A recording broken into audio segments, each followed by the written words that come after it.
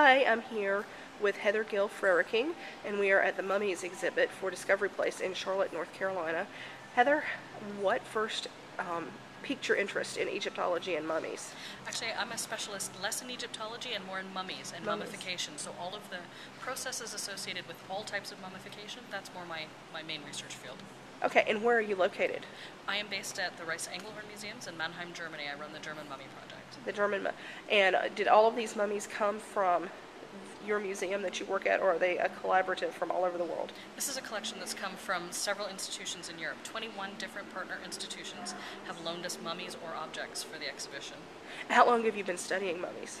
I've actually been studying mummies about 20 years now. I'm a specialist in Northern European peat bog mummies. I'm the only North American that gets to work hands-on with those. And I'm very excited because we're able to have one here as part of the exhibition. And what do you feel technology has brought into your field from when you started 20 years ago and now? How has the field changed? I think the field has really developed. We're using technology much more effectively. And now with all of the medical imaging advances, we can study all of these mummies inside and out without ever having to unwrap them or autopsy them or do any further destructive damage. Can you tell us about the mummy that we are looking at now, the South American woman? This is a beautiful woman from South America. She's about 750 years old. She still has beautiful long hair that goes almost to her waist in the back, but she also has 3 tattoos, one on each breast and one on her face.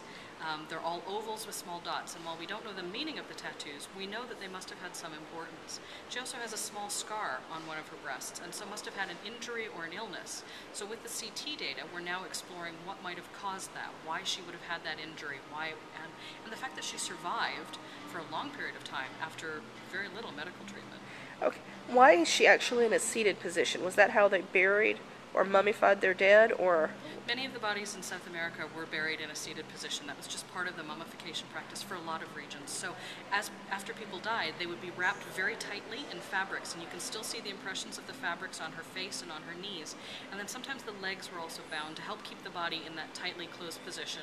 And then they'd be wrapped in outer layers of textiles, sometimes in whole bundles. Did that help the mummification process to wrap them the way they did? To some extent, it did help the mummification process in that outside contaminants couldn't get in as easily, but also most of these mummies are naturally preserved because of the hot, dry air in large parts of South America. Okay, and what would you tell, because I'm a parent and while my son is 11, what would you tell parents that are bringing their children to prepare them for the exhibit so, if they were to get squeamish or get a little frightened, anything they can tell their children? I think it's really important that you know your own kids. You know what will and will not upset them.